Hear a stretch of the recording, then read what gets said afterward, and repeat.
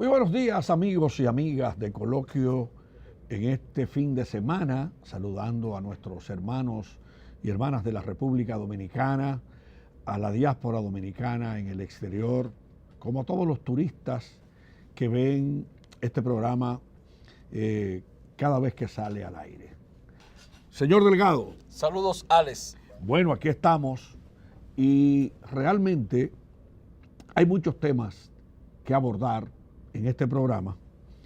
El señor Pedro Matos, en el segmento Impuestos y Negocios, va a abordar un tema de las millonarias inversiones en el sector salud por parte de empresarios extranjeros, una novedad, salud, turismo.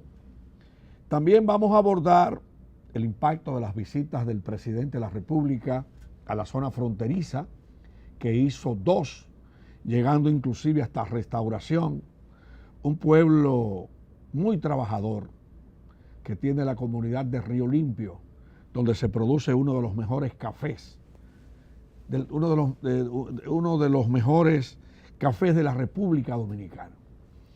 Vamos a hablar también de el petróleo, su impacto en los precios en la economía dominicana, las inversiones de Nestlé en República Dominicana, un desayuno en la Asociación de Industria, desayuno temático, y vamos a hablar de un tema a petición popular.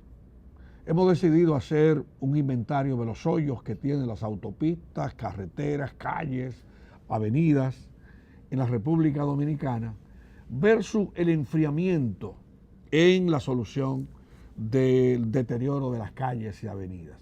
Y también te sugiero, Esteban, un tema novedoso, que es el impacto que está teniendo en la actividad económica del país, el tema de la delincuencia insoportable y generalizada que está afectando a los dominicanos. ¿Qué temas tú tienes adicionales? No, yo creo que ya usted hizo ¿Tú crees? un espectro bastante amplio, aunque cuando te referiste al tema del petróleo, que hay una situación y es el hecho de que en el ámbito internacional hay mucho movimiento. Movimiento ya sea para hacer cosas o para dejar de hacer cosas. Y tenemos por un lado la decisión del presidente Donald Trump de cancelar una reunión que tenía prevista con el presidente o jefe del gobierno de Corea del Norte, Kim Jong-un. Y entonces eso fue lo que ha causado muchos comentarios en los últimos días en el ámbito internacional. Y también la situación de Venezuela, Alex Jiménez. Eso impacta. El presidente venezolano Maduro se ha reelegido y se ha reelegido en unos comicios bastante cuestionados, no solo por el pueblo o por la oposición venezolana, sino también por organismos internacionales y gobiernos de otros países. Entonces hablar de un presidente que le quedaban cerca de 3 años en la presidencia y que ahora se acaba de extender prácticamente el periodo con una nueva reelección, con elecciones adelantadas por 6 años más. Imagínate. Uno se queda preguntando si resistirá la situación actual de Venezuela un gobierno del señor Nicolás Maduro durante 6 años. Bueno, 6 años más. Dice Tomás E. Montaz, el Diablo Montaz, periodista distinguidísimo, en un trabajo que publicará este fin de semana en el periódico Primicias Impreso. Dice que Maduro no ganó, se quedó. Se quedó. Se quedó. Se quedó y se extendió. Y se extendió. Sí, porque eso es lo que ha ocurrido. Pero Maduro está apostando, Esteban, al encarecimiento del precio del petróleo, porque los seguidores de Maduro dicen que ellos han vivido gobernando en el periodo de la vaca flaca. Sí, y ciertamente ha sido así. Han gobernado en el periodo de las vacas flacas y lo resistió, a pesar de los pesares, lo resistió el gobierno o la gestión de Nicolás Maduro. O sea, momentos en que el precio del petróleo estuvo por debajo de los $50 el barril, incluso por debajo de los $40 el barril. Pusieron la situación económica de Venezuela en condiciones bastante precarias. Sin embargo, ahora el petróleo está rondando los $70 el barril, poco más de $70, en ocasiones hasta $80 el barril. Por lo tanto, la situación de la economía de ese país pues mejora, porque no debemos olvidar que el 95% de la economía de Venezuela depende de la producción de petróleo. Ellos le venden también a Estados Unidos tienen unas estaciones de combustible en los Estados Unidos, a pesar del gran problema histórico que Sí, tiene porque las diferencias, Estados Unidos. las diferencias políticas no implican diferencias económicas No, porque necesariamente. entonces esto tiene que ver con el suministro de combustibles terminados Sí. en Estados Unidos y realmente no se puede confundir el agua con la magnesia, como Sí. dice la expresión Sin popular. embargo, ese ambiente internacional ha venido afectando los precios del petróleo y el gobierno dominicano aparentemente ha venido aprovechando esa situación. Y digo aprovechando porque no solo se están haciendo ajustes en los precios de los combustibles en el ámbito local a propósito del aumento del precio del petróleo, sino también que esos ajustes implican un aumento de los ingresos fiscales para el gobierno, toda vez que nuestros combustibles tienen grandes cargas impositivas. Bueno, la gente anda diciendo en las calles que todos estos incrementos a los precios de los combustibles semana tras semana es realmente un paquete fiscal. Sí, es en como si fuera un materia paquete fiscal. de ingresos Y si a eso usted le suma, para el gobierno. si a eso usted le suma los taponamientos en el tránsito que hacen que uno pierda tiempo y consuma más combustible. Que hablábamos la semana pasada cuando el galón de combustible estaba más bajo porque este fin de semana llegó a 249 y pico. Sí, sí, sí. Mientras ha venido subiendo toda la semana. las empresas, en el caso de las gasolinas, las empresas están dadas al pecado con los escandalosos precios del gasoil y las amas de casa truenan cada vez que ven que le disparan el gas licuado de petróleo, que es el gas utilizado en los hogares dominicanos. Sí, claro, pero también en el transporte. Los alimentos. En el transporte.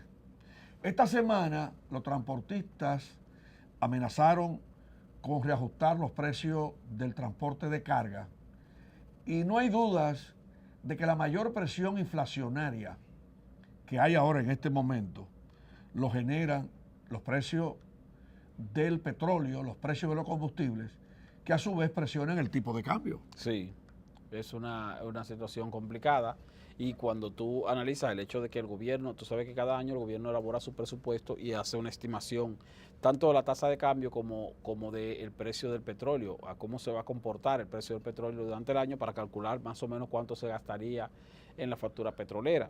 Y para este año el gobierno había estimado un petróleo en alrededor de 50 a 51 dólares el barril. Luego hizo una revisión y lo colocó más o menos en 60 dólares el barril porque entendía que iba a haber una tendencia al alza. Pero ya el petróleo va, como dije, coqueteando los 80 dólares el barril y posiblemente el promedio termine durante el año sobre los 60 dólares y eso va a implicar una presión mayor sobre la factura petrolera. La gran pregunta, Esteban, cada dólar que sube el barril de petróleo representa unos 50 millones de dólares. Sí. Que al tipo de cambio actual en República Dominicana estamos hablando de unos 2.500 millones de pesos. Sí.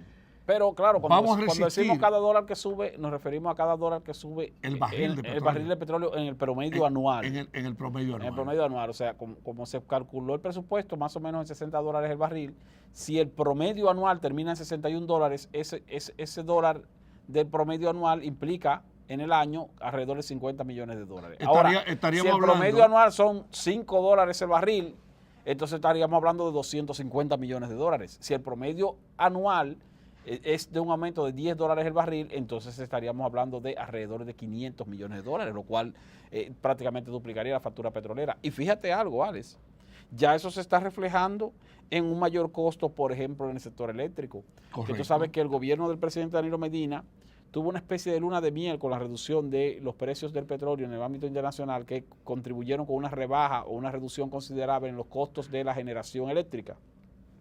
Desde finales de 2014 hasta principios de este año, si se quiere.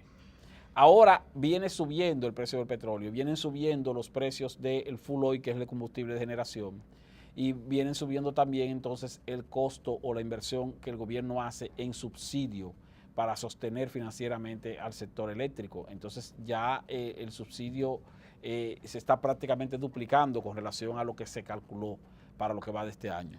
Bueno, y si vemos que el subsidio se está duplicando, que naturalmente hay que reconocer, o sea, que el incremento en el precio del petróleo